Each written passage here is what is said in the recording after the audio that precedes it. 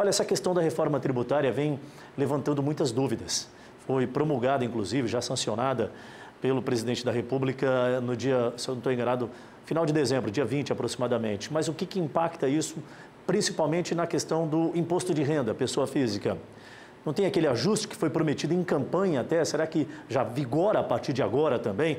Nós trouxemos um especialista aqui no estúdio do programa para trazer mais esclarecimentos, o doutor Francisco Pinto, no nosso quadro O Assunto é na Band.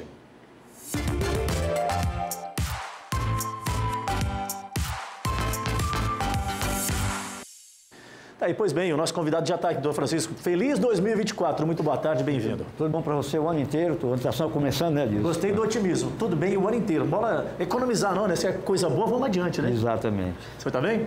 Vamos caminhando, né? Deixa eu perguntar, essa questão da reforma tributária levantou muitas discussões, agora está definido, talvez tenha algumas adequações ainda, mas são questões muito pontuais.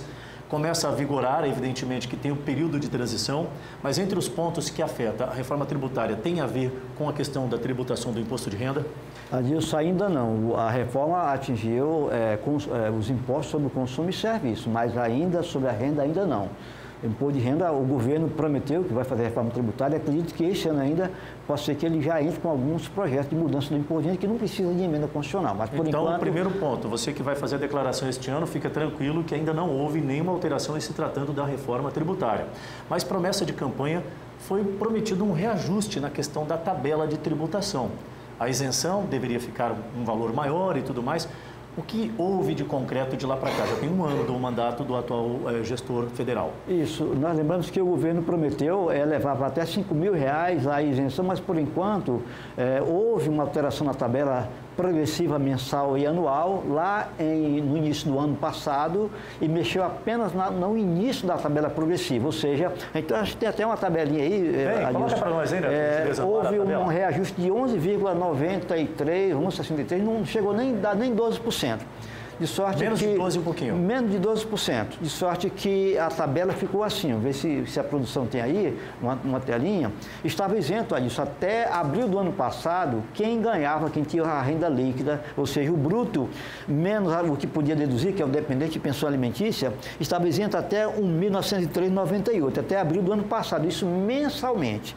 O reajuste de 10,93% elevou essa isenção para R$ 2.112 a partir de maio de 2023. Claro que isso também repercute na tabela progressiva anual e impacta também na declaração de imposto de renda agora de 2024. Mas apenas no início da tabela progressiva. Vamos ver a tabela seguinte, o slide seguinte. Veja. A correção ideal seria um reajuste que poderia elevar esse valor inicial para 4.664. Essa não é uma realidade hoje. Mas não é, né, exatamente, não é realidade. Essa aqui é mais ou menos o que foi na promessa de campanha. Exato, lá para o final. Pode ser que seja aplicado até o final. E, coincidentemente, esse valor aqui, mesmo com a alteração lá de 1903,98 para 2112, a parte de cima da tabela, ou seja, quem está na parte no topo, vai continuar com 27,5% a partir de 27,5% a partir de R$ 4.664,98. Vamos ver mais uma demonstração a seguir, Adilson. Veja, essa correção aqui, correção de 10,93, foi apenas para a faixa inicial, como eu disse, tá?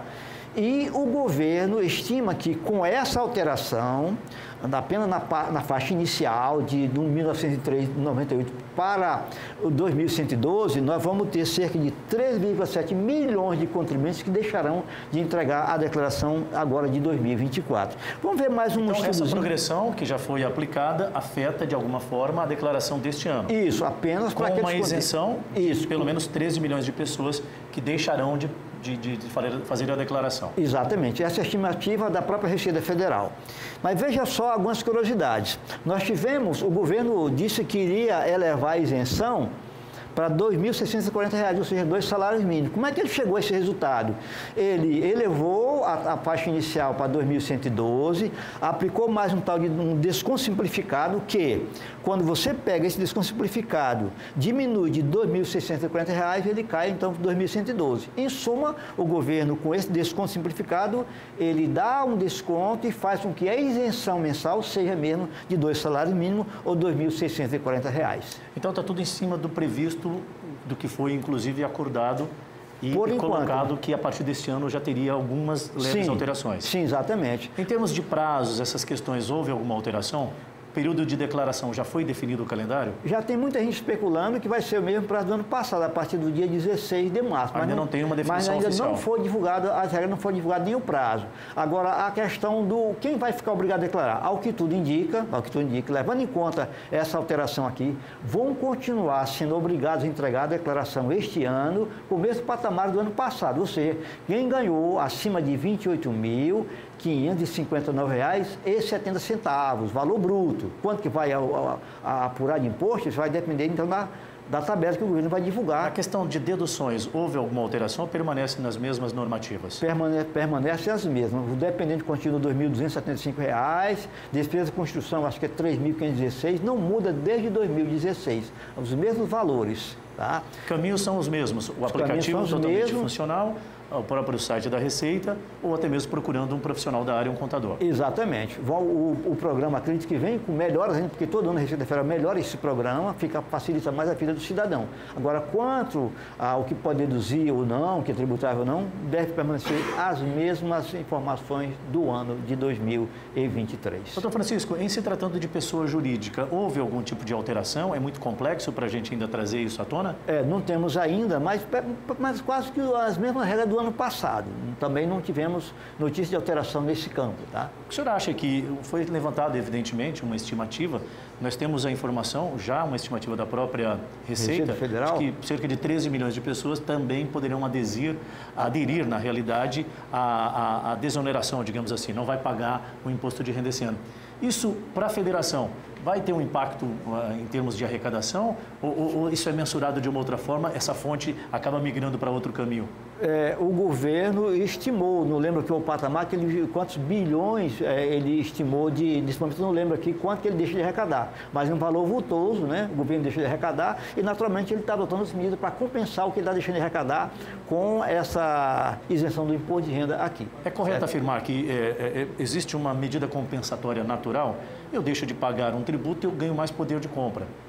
Eu movimento mais o mercado. Se eu não estou pagando aquele valor de imposto, eu naturalmente vou fazer investimentos em outras áreas. Isso é natural, eu digo para a minha pessoa. Quando eu tenho uma sobra de alguma coisa, eu aplico noutra. A gente tem necessidade de consumo, né? Vai girar natural do brasileiro. Vai ser girado. E isso gira a economia e todo mundo sai ganhando. Então, essa é uma medida muito boa. O governo isenta de um lado, sobra dinheiro para você utilizar em outras coisas, mas a população da classe média para baixo, a tendência é que se consumir tudo que sobra. O brasileiro não tem o costume de fazer poupança, né? Ele consome tudo, né? E isso realmente é bom porque aquece a economia. De alguma forma a gente acaba tendo de volta, né? Exatamente. Tem a conclusão do material, a apresentação, né? Se tiver mais podemos ver aqui, olha só, as críticas que se faz pela falta de correção da tabela cheia como se gostaria de fazer. Vamos ver a tela seguinte, se é que podemos passar antes, tem mais uma.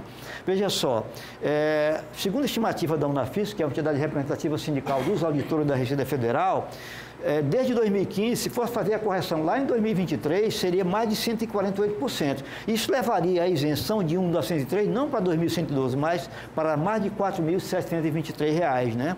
É claro que isso aqui fica dentro daquele patamar que o governo prometeu, até o final do seu governo, ele ia levar para até 5 mil a isenção, que seria ótimo para o cidadão. Agora, a dificuldade é como conciliar o que se deve arrecadar com essa isenção e, ao mesmo tempo, ter caixa para suprir necessidades públicas, né? Então, essa é a crítica que o Unafisco faz e a gente vê que a sociedade brasileira inteira faz, as representações dos contribuintes também fazem, que esse seria o ideal. O governo promete levar para até 5 mil, mas isso vamos ver se vai acontecer mesmo até o final do governo. Doutor Francisco, o senhor já fica aqui convidado e intimado para trazer para a gente a informação oficial de quando Isso vai aí. ser dada a largada do prazo de Perfeito. declaração. Olha, veio até aí mais algumas colocações. É o que nós fizemos aqui, né? Tá um resumão do que foi apresentado, nós falamos né? aqui, né? Perfeito, então. Doutor Francisco Pinto nos auxiliando aqui justamente com essa questão da declaração do imposto de renda, o que mudou, e a gente vai, ao longo dos próximos dias, também trazer a informação para você antecipar essa sua declaração.